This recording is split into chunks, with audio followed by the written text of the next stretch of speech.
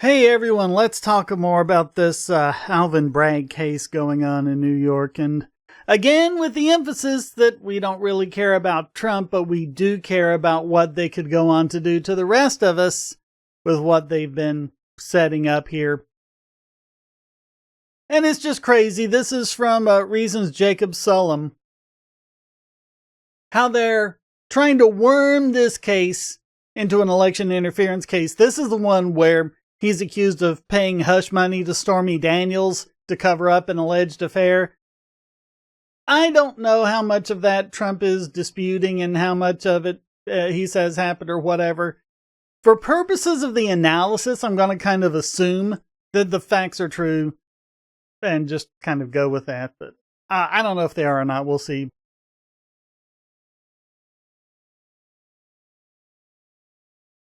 How do you get from paying hush money to a porn star to election interference? And as Sullum says, this debate is not merely rhetorical.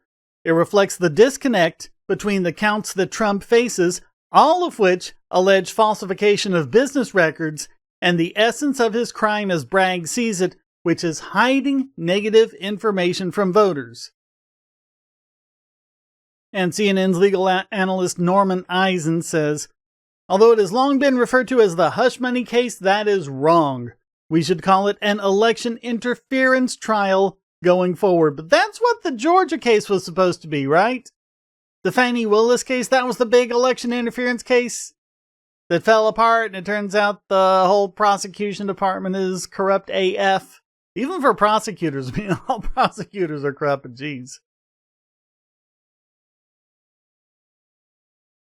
So Bragg said, we allege falsification of business records to the end of keeping information away from the electorate.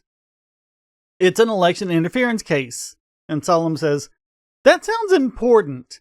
And it calls to mind the federal charges based on Trump's audacious attempts to remain in office after he lost the 2020 presidential election, again, the Georgia case. But this characterization, which Bragg started emphasizing after Special Counsel Jack Smith unveiled the federal indictment last August, is hard to take seriously. Bragg said, as this office has done time and time again, we today uphold our solemn responsibility to ensure that everyone stands equal before the law. Yeah, by prosecuting him for something no one has ever been prosecuted for. No amount of money and no amount of power changes that enduring principle. These are felony crimes in New York. No matter who you are, we cannot normalize serious criminal conduct. Okay, then, who's gonna indict Joe for killing the Hunter Biden laptop story? Was that not election interference? Was that not hiding a big scandal from the public? A scandal that, according to many different polls, if people had known about it, just that one piece of information that the Hunter Biden laptop thing was true, would have swung enough people in enough states to flip the election. No poll has ever shown this about, oh, if I had known Trump slept with Stormy Daniels, that was... No, there aren't any. There aren't any. Whole thing's ridiculous. Bragg was on firm ground arguing that felonies are felonies, but why was this serious criminal conduct? Bragg's explanation was underwhelming. True and accurate business records are important everywhere, to be sure. They are all the more important in Manhattan, the financial center of the world. Yeah, because everyone has so much confidence in New York businesses and so much confidence in banks.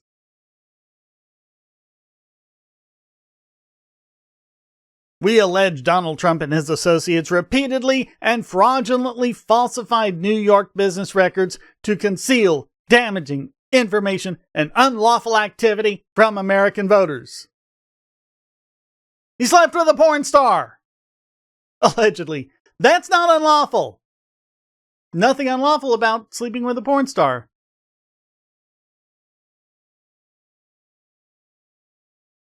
Now, let's assume he paid the hush money for it. Those could be two different things, by the way. He could have never slept with her, and she come to him and say, well, I'll tell everyone you slept with me unless you pay me money. She might have been extorting him. Who knows? But paying someone hush money is only a crime if the thing being hushed up is a crime. So that's not a crime either. So what are they doing? They're getting him on falsifying business records by saying that he paid it out of business funds by paying the money to Michael Cohen, and then Michael Cohen paid Stormy Daniels. Right? So every time Trump puts in the ledger that paid money to Michael Cohen, boom, that's one count. Then you actually write the check to Cohen, boom, that's another count. Then you deposit the check, boom, that's another count. The check stub comes back and you confirm it in the ledger, boom, another count.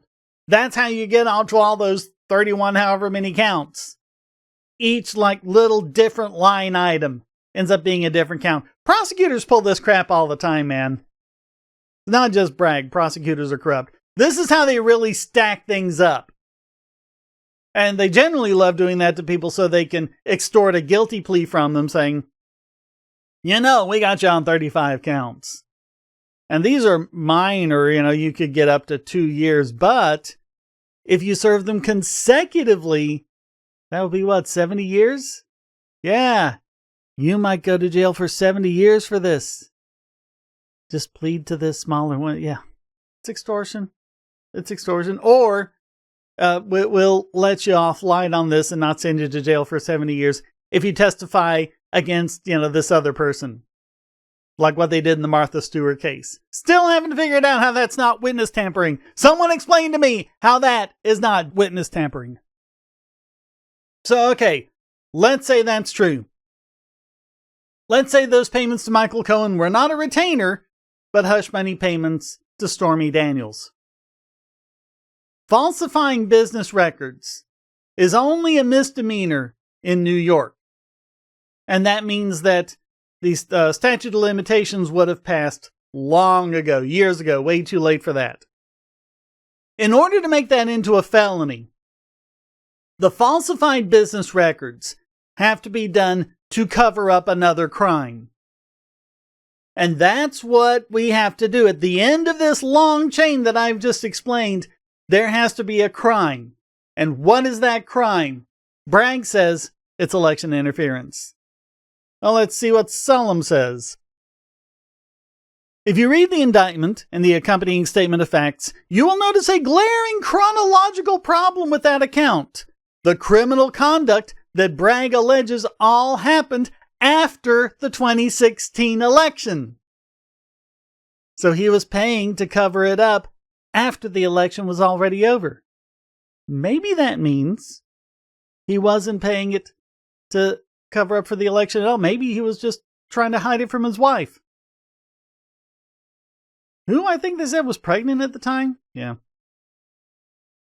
I mean, if he did, dick move, but again, we don't know. I'm assuming the facts just for the sake of the analysis.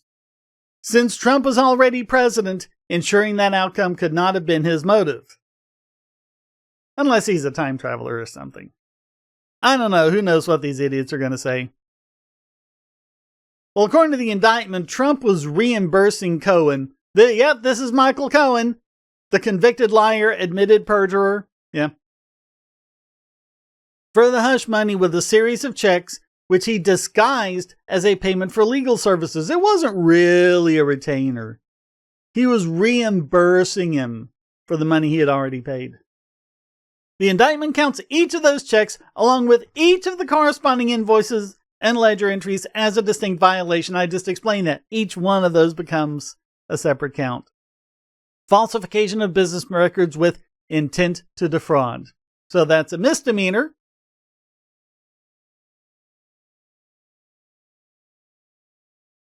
Since all of this happened after Trump was elected, it is clearly not true that the allegedly phony records concealed damaging information from American voters, or that the falsification of business records was aimed at keeping information away from the electorate, thereby helping Trump defeat Hillary Clinton. Eisen concedes this. Election interference skeptics I like how this guy apparently thinks skeptic is an insult. Contend the charges here are for document falsification by the Trump Organization in 2017 after the 2016 election concluded to hide what happened the year before from being revealed. How can we call this an election interference trial, they ask, if the election was already over when the 34 alleged document falsification crimes occurred? Well, those horrible skeptic people, with their evil skepto vibes, overlook the fact that the payment to Daniels was itself already illegal and plainly intended to influence the 2016 election. And we know that how? How do we know it was done for that and not just keeping it from his wife?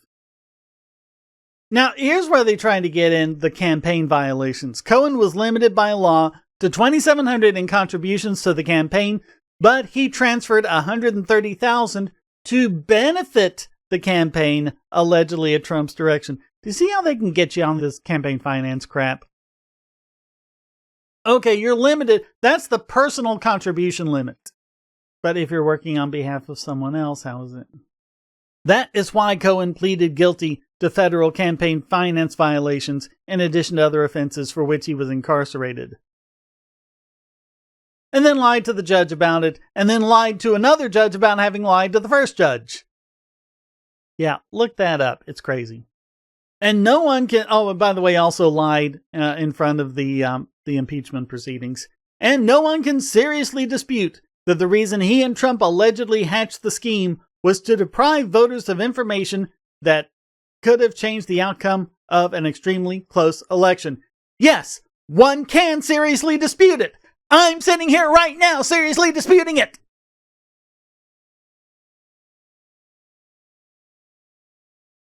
Eisen glosses over the difficulty of distinguishing between personal and campaign expenditures in this context. That's a little bit, if you pay it, they're saying, like I said, that $2,700, that's the personal campaign limit. But if you're on behalf of the campaign and paying him out of campaign funds, but was it even paid out of campaign funds? Or was it completely personal and had nothing to do with the campaign? Also, the Justice Department never prosecuted Trump for allegedly directing Cohen to make an excessive campaign contribution. So how can you say it's done in furtherance of this crime if he hasn't been convicted or even indicted of that crime by the feds? Because it's a federal election law crime. Contrary to what Eisen says, there is serious dispute about whether Trump knowingly and willfully violated federal election law. In any case, it is too late to prosecute the alleged crime, and even if it weren't, Bragg would have no authority to enforce federal law. This is a state court. This is a state jury. You can't say, well, I'm just going to charge him with a federal crime. You can't. That's up to the feds to do that. They already looked at this, and they said there's no violation.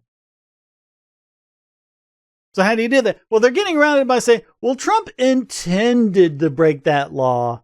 So that's really all that matters. Right, it is plausible that Trump did not think paying off Daniels was illegal. If so, it is hard to see how this falsification of business records could have been aimed at concealing another crime. That's what the law says. It is aimed at concealing another crime, even assuming that phrase includes violations of federal law, which is also not clear. And I mean, it may be one thing if he had actually been convicted of that federal crime, but he wasn't. Wasn't even charged. They investigated it. They looked at it and said, this is fine. Happens all the time. That kind of crap happens all the time. You think Trump's the first politician to pay someone hush money? You really think that hasn't happened a million times before?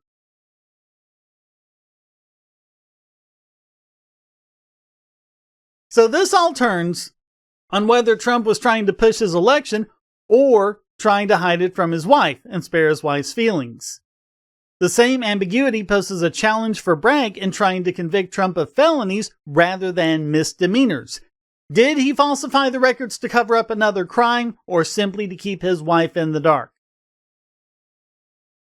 Bragg says Trump corrupted a presidential election by hiding information that voters might have deemed relevant in choosing between him and Clinton, but there's nothing inherently illegal about that. If Trump had persuaded Daniels to keep her mouth shut simply by asking nicely, the result would have been the same. Bragg's election interference narrative, insofar as it makes legal sense at all, requires showing that Trump not only tried to prevent a scandal, but committed one or more crimes towards that end. And here we have UCLA election law expert Richard Hazen. People want the hush money case to be the big case that can take down Trump because it may be the only one that goes to trial before the election. Do you remember when they were denying this? They're saying, no, this isn't about the election. The timing's just a coincidence, you conspiracy theorists. How dare you say we've timed this to coincide with the election? Well, now what are they saying? They're saying it openly. On MSNBC and everywhere else, prosecutors are saying it openly. We've got to get this tried before the election.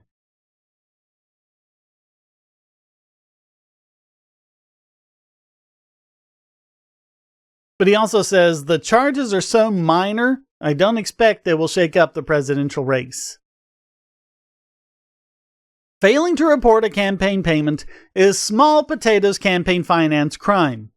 Willfully not reporting expenses to cover up an affair isn't interfering with an election along the lines of trying to get a Secretary of State to falsify vote totals or trying to get a state legislature to falsely declare there was fraud in the state and submit alternative slates of electors. We can draw a fairly bright line between attempting to change vote totals to flip a presidential election and failing to disclose embarrassing information on a government form. And he says, I certainly understand the impulse of Trump opponents to label this case as one of election interference, but any voters who look beneath the surface are sure to be underwhelmed.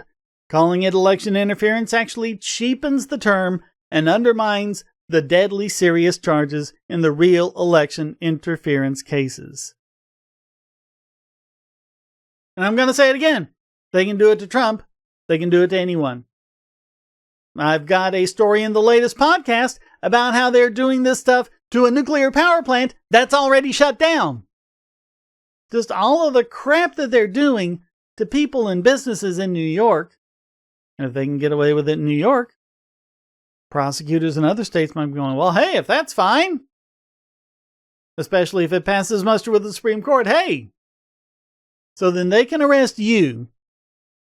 And they can trump you up on all sorts of charges. One thing and another and another and another. Every little step you take being another count. And then they'll add some kind of charge of while having an illegal weapon. And you're like, but I didn't have an illegal weapon. I've never been charged with that. I was never indicted for that. Yeah, well, we're just going to say it. We're just going to say that you did. And we're going to tell the jury that you did. And then the rest of this goes from misdemeanor to felony. Because that's all they're going to do. They're not going to provide any evidence whatsoever that this was done specifically as a campaign finance violation because they can't. They're the wrong jurisdiction for that. And if they can get away with just saying, well, they already did it with Ross Ulbricht, didn't they? You know, they told the jury, hey, he did a murder for hire without even charging him for it. Corrupt Judge Catherine Forrest, in the back pocket of Chuck Schumer, went, no, that's not prejudicial. Well, if that's not prejudicial, what is? Especially since she referred to it in her own sentencing. You did a murder for hire, so I'm going to get you this.